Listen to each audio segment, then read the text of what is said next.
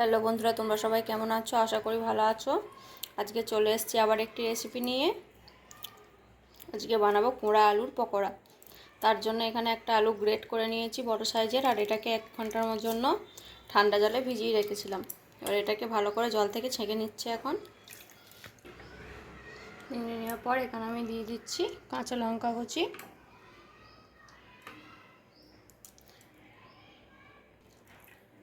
আর দিয়ে দিচ্ছি এখানে ধনেপাতা কুচি, আর দিয়ে দিচ্ছি হাফ চামচ ধনে গুঁড়ো, হাফ চামচ পরিমাণ হলুদ গুঁড়ো, আর এখানে দিয়ে দিচ্ছি স্বাদ মতো নুন, আর দিয়ে দিচ্ছি কিছুটা পরিমাণ কালো জিরে, আর দিয়ে দিচ্ছি এখানে 1 চামচ মতো মৌরি, গোটা মৌরি, আর দিয়ে দিচ্ছি কিছুটা গ্রেট করা আদা।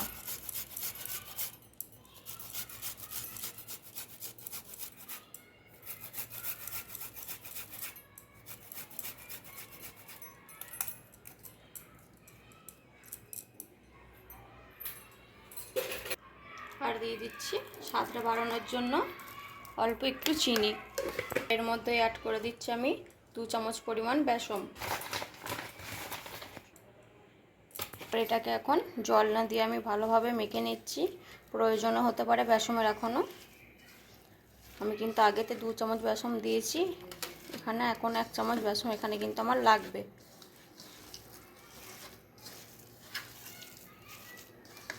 আর এটাকে এইভাবে ভালোভাবে কিন্তু আমি মেখে নিচ্ছি।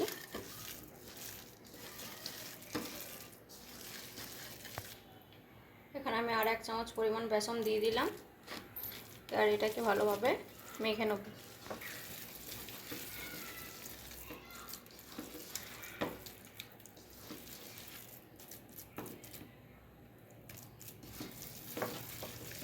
এটা ব্যাস, এটা কিন্তু আমার এখন রেডি হয়ে গেছে। এবার এটাকে ভেজে নেওয়ার পালা।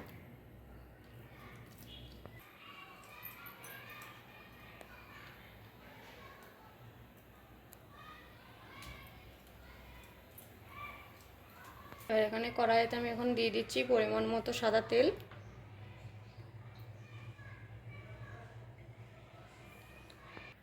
তো তেলটা এখন এখানে ভালোভাবে গরম হয়ে গেছে। এটাকে আর একবার এভাবে ফেটিয়ে নিয়ে এখন আমি তেলের মধ্যে এভাবে করে ছেড়ে দেবো। আর গ্যাসটা কিন্তু একদম লো ফ্লেমে রাখতে হবে। এখন কিন্তু এগুলো আমার সব ভালোভাবে দেওয়া হয়ে গেছে সবটাই। এবার আমি একে একে উল্টে নেবো যতক্ষণ না এর এক পিসটা ভালোভাবে ভাজা হচ্ছে।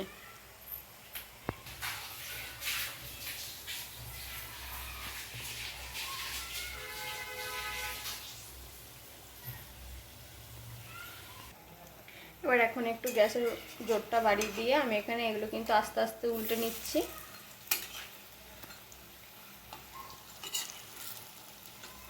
আর এইভাবে করে খুন্তি করে একটু একটু চিপে দিচ্ছি।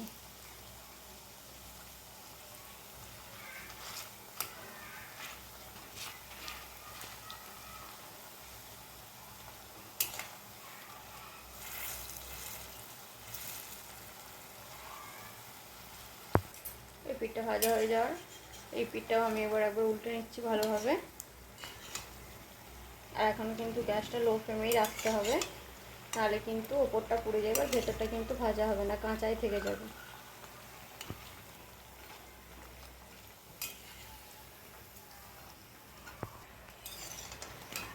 আর এটাকে ভালোভাবে গ্যাসটা জোর দিয়ে কিন্তু ভেজে নিচ্ছি, না হলে কিন্তু মুচমুচে হবে না।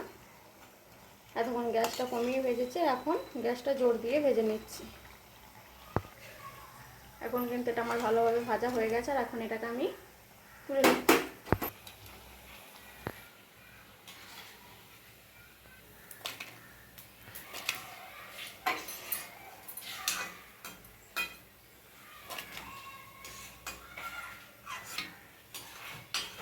এখন কিন্তু এখানে আমার রেডি হয়ে গেছে, আর আমি কিন্তু থালার মধ্যে একটা বাটির মধ্যে তুলেও নিয়েছি।